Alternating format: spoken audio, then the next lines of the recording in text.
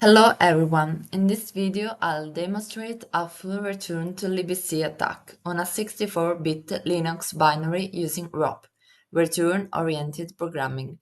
The goal is to exploit a buffer overflow to execute the function system with the argument /bin/sh and spawn a shell by leaking a libc address first. I'll perform everything step by step using tools like GDB with Jeff, PWN init, Patchelf, and Ghidra. All of this is done inside a Debian 12 virtual machine running on VirtualBox. The files were downloaded from the site of Pico CTF 2021 Challenge. The libc file is a custom version, different from my host. Then there is the one binary file and the make file. We have also the remote server of the challenge. So first, let's check if the binary runs. We are giving chmod plus x of the binary file, then we are running, and here there is an error. That's because the binary was compiled against an older libc version. Let's find which version that is. We are using strings, and with a pipeline, we grab the version. This shows the version of 2.27, while my system uses something newer. So in this case, we can see that the version on my PC is 2.36. So we need the correct dynamic linker. We are going to use PWN init that automatically fetches the correct dynamic linker ld2.27.so. In our case, we have also a sol.py that we don't need because our script is executed from the scratch. So we are going to remove it.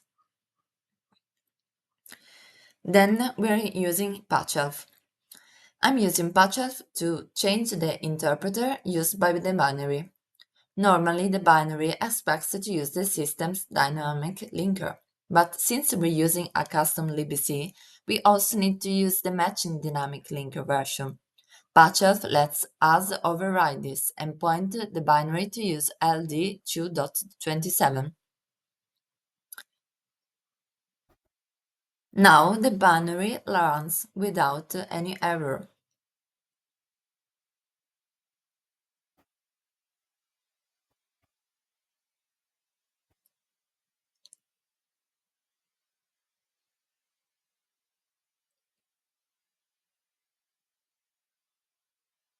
Okay, now we can inspect the binary protections of the file vulnerable. We can see that there is a partial relo, relocation read only, so the GOT is writable.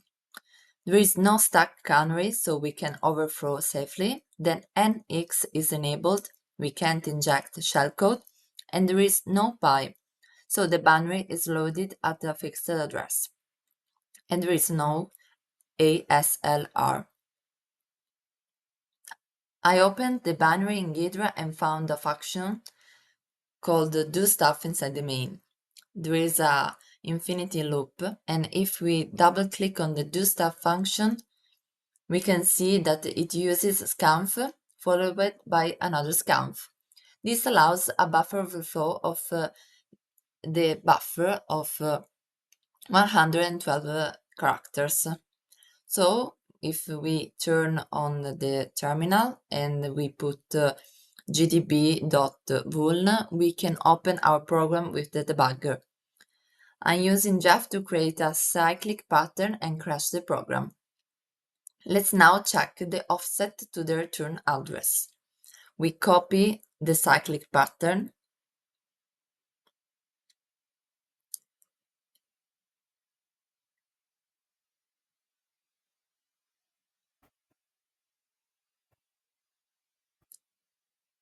and we can see that by writing pattern offset of the RSP register, the offset is 136 bytes. This is the distance from the start of the buffer to the return address.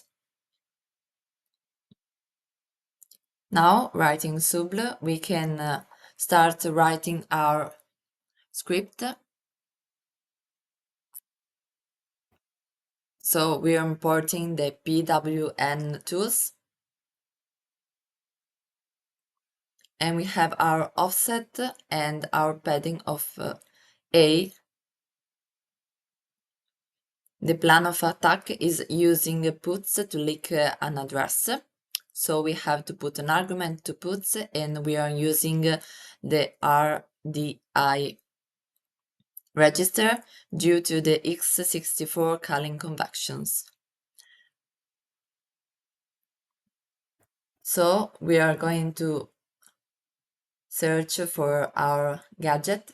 Now I use a ROP chain to leak a libc address from the GOT using puts. We need a pop RDI ret gadget to control the first argument to puts. So we found the gadget at address 400913. On Linux, dynamically linked binaries don't know the real address of libc functions at compile time. Instead, they store placeholders. They are stored in the GOT, the global offset table. At runtime, the dynamic linker fills in the GOT with the real address of the libc function. Here we have the address of puts at PLT, that is the procedure linkage table, is a trampoline. It contains jump instructions that first call the linker, then jump to the real function. Here we have the setBuff at GOT, and finally we have the address back to main, so we can insert the second payload. So when I call puts at PLT with the setBuff argument, I'm asking the binary to print the actual address of setBuff as resolved by the dynamic linker. Once I leak that address, I can compute the base address of libc memory. So now, watching the payload, we can see that we have our gadget with the argument that is setBuff at GOT, and then this argument is passed to puts. At the end, we turn back to the main. This prints the real address of setBuff from the GOT. From there, we can calculate the base address of the libc. This output contains the setBuff. I store it in a variable called leak, where there is the function stripped to eliminate the new line and ljust to add some bytes, null bytes for the function u64 that converts the leak variable into an integer. Then we can find the offset of setBuff with readelf.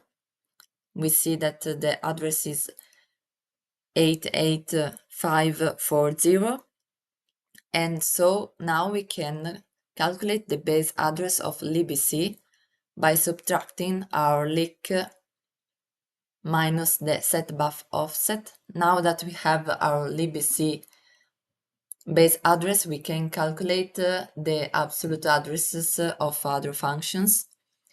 We are going also using readelf for system and strings for our argument of system that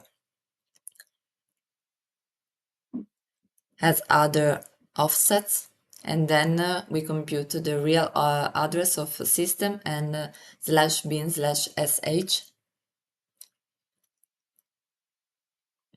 So now I can build the final ROP chain to call system, and we have our gadget, our argument that is /bin/sh, and our system address.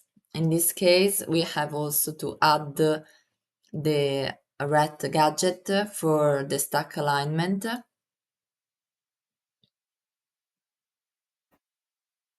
because if the register RSP is not aligned, the calling system may cause a segmentation fault. So we're adding extra 8 bytes. Now we're trying to run our script, which open our GDB debugger.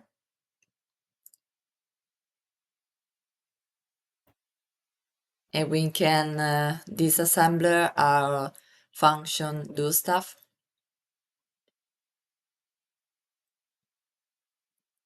Here, take the last ret instruction, that in this case is 400770, and put a breakpoint.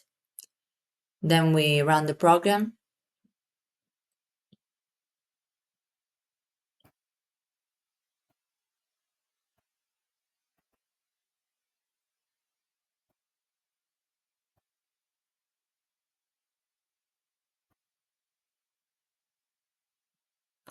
And now we can go one step per time to see all our instructions.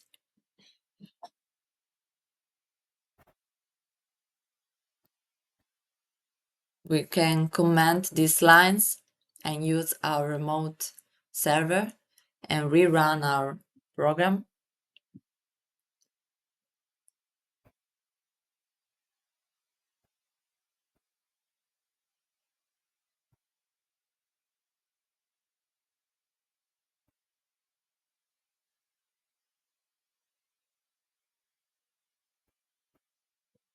And here we have our interactive shell, and we are seeing our flag of the challenge. So that's a full return to libc exploit on a 64-bit binary using ROP. We bypassed stack protections, used GOAT and PLT to leak libc, and executed the shell. This is a common technique used in real-world exploitation. Thank you for watching.